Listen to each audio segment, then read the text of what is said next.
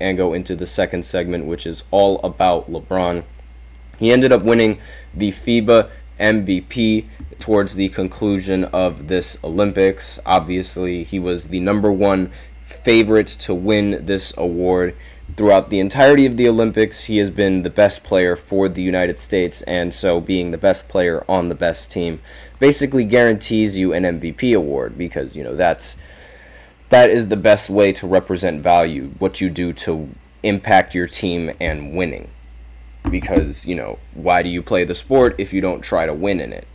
And with this MVP, LeBron James now becomes the first player in basketball history to win a regular season MVP, an NBA Finals MVP, an NBA All-Star Game MVP, an NBA in-season tournament MVP, and finally an Olympic MVP. And he has done all of this throughout the span of his career. And, you know, I mean, if there was no argument for him being the GOAT, I mean, I don't think there isn't anymore. I honestly didn't think that there was once he broke Kareem's record for total points, but a lot of people like to hate. And I mean, at this point, if you like Jordan, like, no one is going to change your mind. And if you think he's the GOAT, no one will ever be able to change your mind. If you think LeBron's the GOAT, no one will ever be able to change your mind. And that's sort of how the debate stands and where it is right now. But given all of this and everything that he's done throughout his tenure, I don't think there's really any argument for that anymore. I mean, he was able to live through, like, the conception of an Olympic MVP even being thought of, and here he is winning an Olympic MVP. Like, because he was playing in a league, and same with Michael Jordan, for a while he was playing in a league and in an era where there was no Olympic MVP to even win.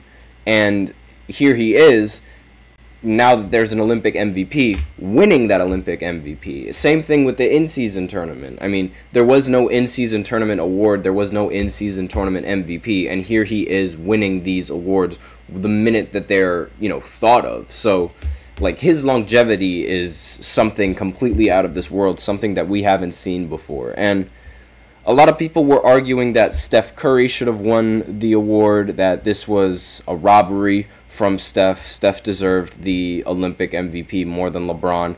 And I'm just going to say that these are just, like, if you believe that, then you must be a really heavy Curry fan, because if you had to have watched the entirety of the Olympics to know that LeBron was the MVP, because if you were just watching the final 2 games of these Olympics, then it would make sense. Yeah, it would make total sense to put Curry as the MVP. In fact, if the MVP was based off of the games in, like, you know, the quarterfinals and forward, then maybe you would have had an argument for Steph Curry being robbed. But given how it's an award that's won throughout all of the Olympics, like throughout the entirety of your Olympic play, then it makes sense that LeBron should have won, because Curry throughout most of the Olympics was very underwhelming. Like, it was only up until the final 2 games where Steph Curry actually played like Steph Curry.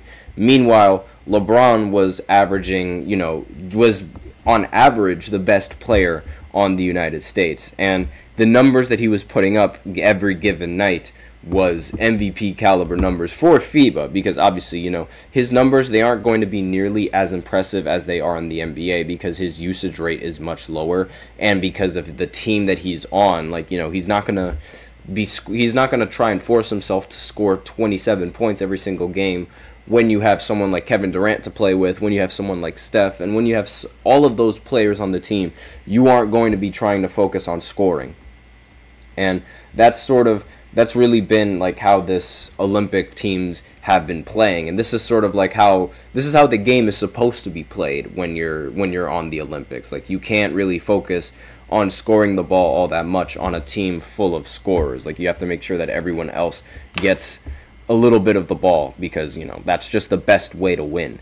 And the fact that, again, just LeBron winning the MVP, he definitely deserved it. This was his award to lose, and it was really, I mean, like, how can you not expect LeBron to win this award? I mean, let me know in the comments what you guys think. If you guys think maybe this award should have gone to someone else.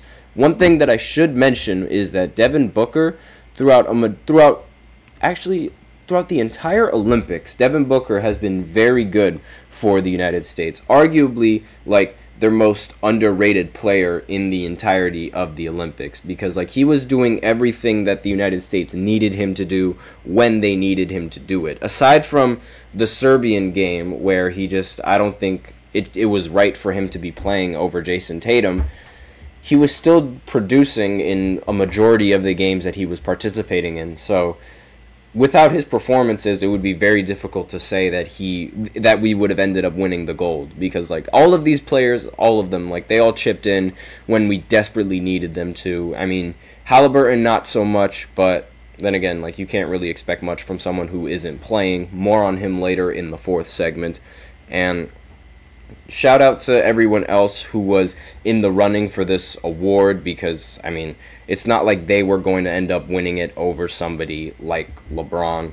I mean, he was just, being the face of the team, closing out in all these games that he needed them to close, that they needed him in. So, I mean, shout out to Jokic, Schroeder, Durant, Wagner, Bogdanovic, Wembanyama, Yabusele, who's now being dubbed as the French Ben Wallace, Anthony Davis, and Daniel Tice. They were all in the ladder and in the running for winning the MVP, but LeBron, this was his award to lose, and he wasn't going to lose this award. He needs to add on to that resume. And should also be noted that with this gold medal, LeBron now has more Olympic gold medals than Michael Jordan has in his career. So there's one more thing that LeBron has to his legacy, having more gold medals than Michael Jordan.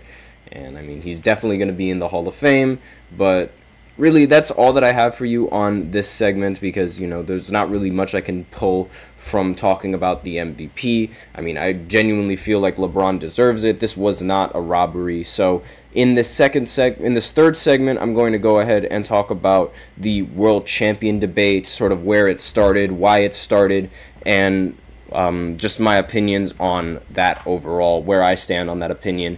I'll go over that right after this short break, so be sure to stay tuned. Looking for your daily fix of sports talk without having to pay for it? GSMC Sports Network is available on YouTube. Just search GSMC Sports Network. Get your fix of daily sports talk shows on YouTube, absolutely free. NFL, college football, NBA, MLB, MMA, UFC, fantasy football, and so much more.